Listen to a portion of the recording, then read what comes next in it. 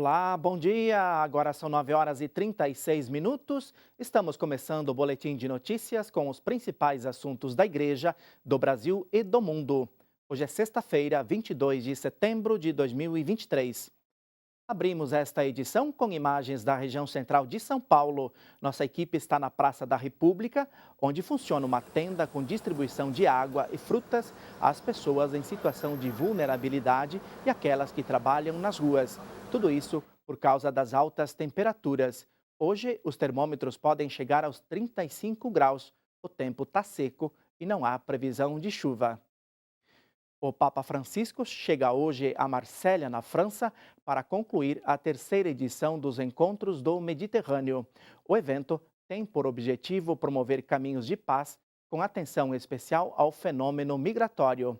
Essa é a 44ª viagem internacional do Santo Padre e acontece às vésperas do Dia Mundial do Migrante e Refugiado, que será celebrado pela Igreja no próximo domingo.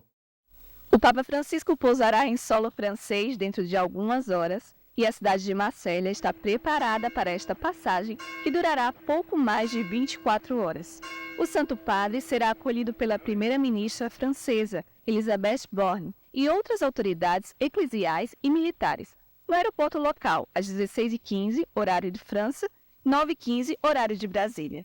Logo após, o Papa Francisco participará na Basílica Notre-Dame de la Garde de um momento de oração dedicado a Nossa Senhora com o clero da Diocese.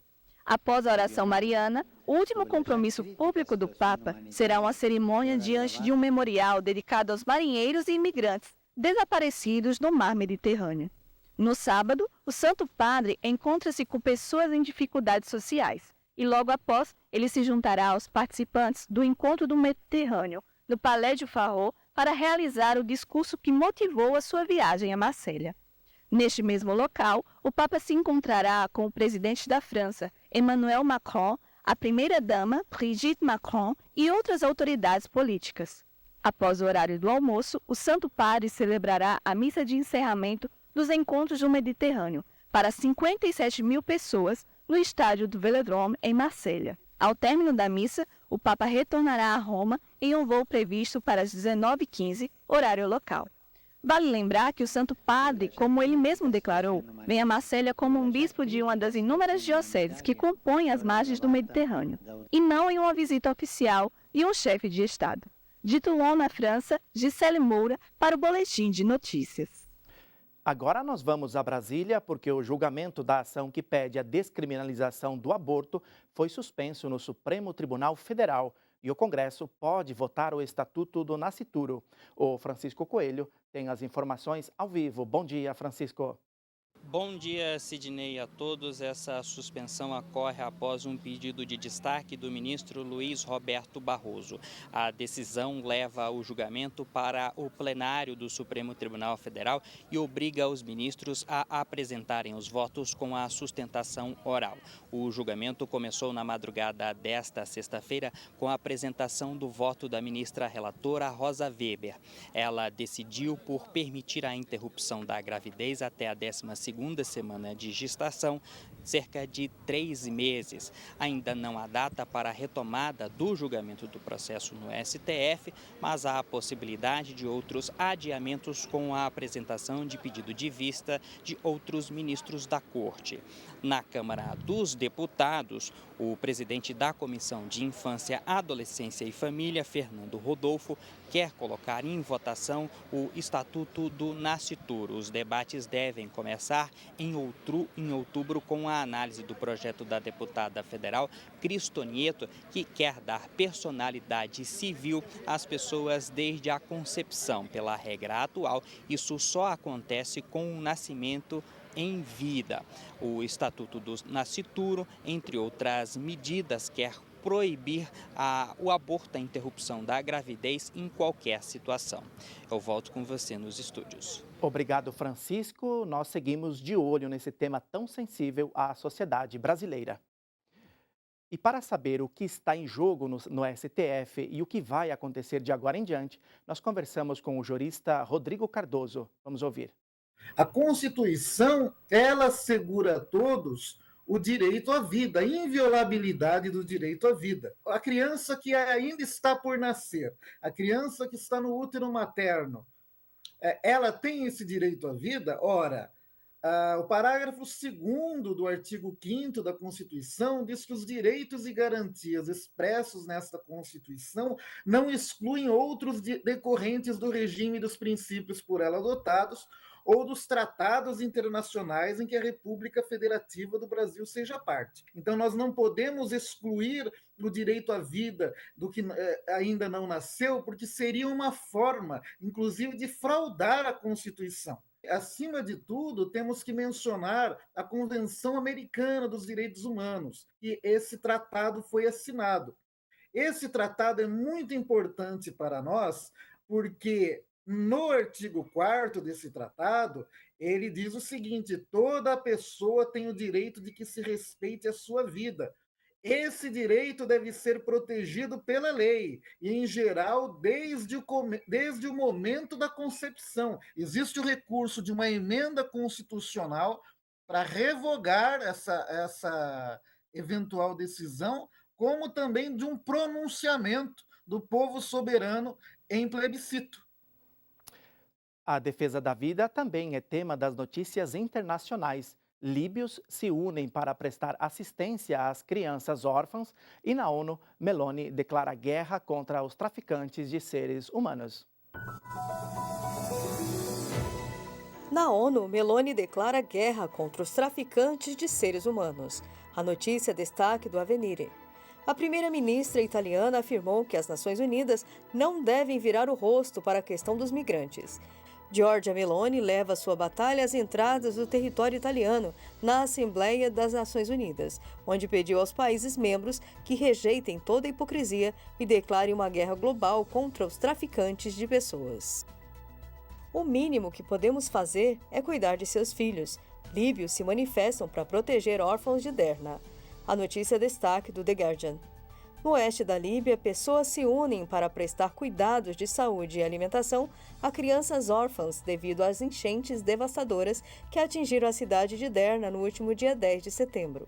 Acredita-se que centenas de bebês e crianças tenham perdido seus pais na região, onde bairros inteiros foram devastados após o rompimento de 2 barragens.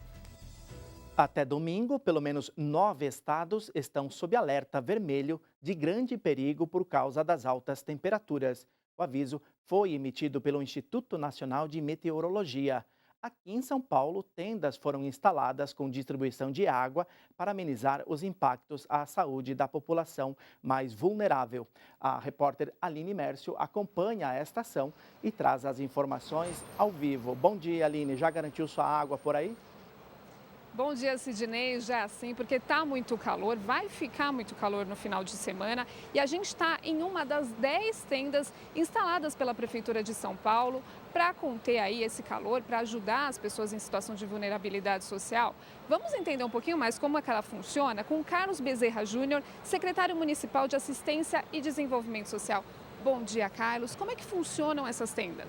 Bom dia. Essa é uma iniciativa que faz parte de uma determinação do prefeito Ricardo Nunes aqui em São Paulo, que criou um grupo intersecretarial com a Secretaria de Assistência Social, Direitos Humanos, Saúde, entre outras, em que nós estamos com algumas ações integradas. Então, há 10 tendas como essa, são tendas amplas, que têm sombra, espaços de descanso, distribuição de água, água fresca, frutas frescas, bonés, e uma ambulância referenciada em cada uma dessas tendas espalhadas por todas as zonas da cidade, sul, norte, leste, oeste e centro.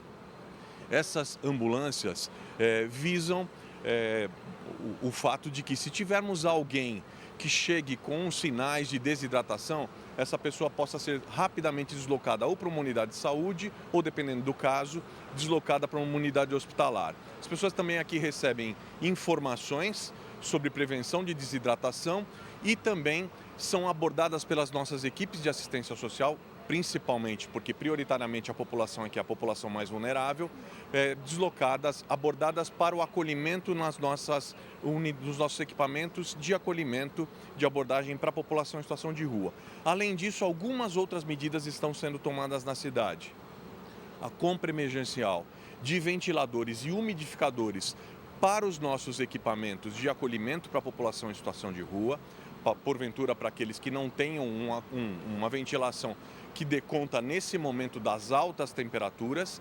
E também, uma outra coisa importante, nós estamos fazendo uma distribuição extra nos nossos equipamentos de água, assim como a recomendação de uma dieta com reforço de líquidos e uma dieta mais leve para evitar desidratação, especialmente nos equipamentos que têm idosos e crianças, com um cuidado especial, porque nós visamos preservar e salvar vidas.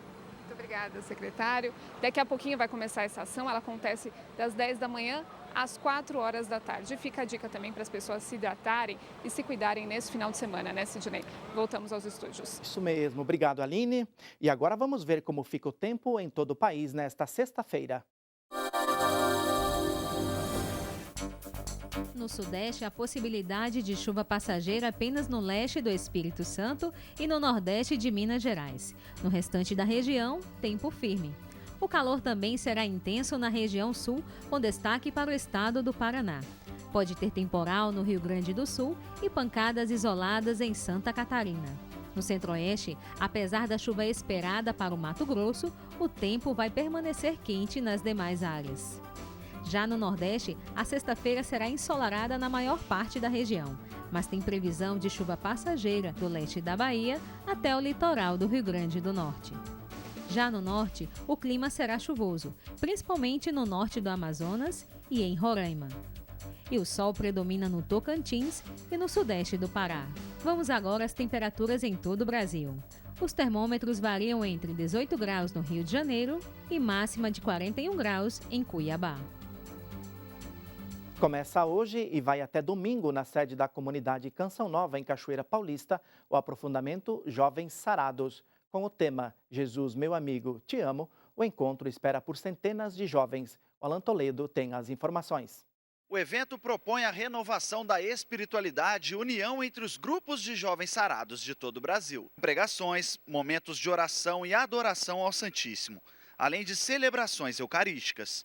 A programação começa hoje à noite, com a Santa Missa às 8 horas. No sábado, os destaques são o Terço da Alegria, às 2 da tarde, e a Noite de Avivamento, às 9 horas. No domingo, às 8 da manhã, haverá a missa de envio dos missionários para a África. A missão dos jovens sarados é evangelizar a juventude para que sejam instrumentos nas mãos de Deus. O grupo surgiu em 2008 a partir da inspiração do missionário da comunidade Canção Nova, Padre Edmilson Lopes. Alan Toledo para o Boletim de Notícias. Obrigado, Alan. O Boletim de Notícias termina aqui. A edição completa você pode rever no Canção Nova Play. Mais informações às 6:45 da noite no Canção Nova Notícias. Bom fim de semana e continue ligado em nossa programação.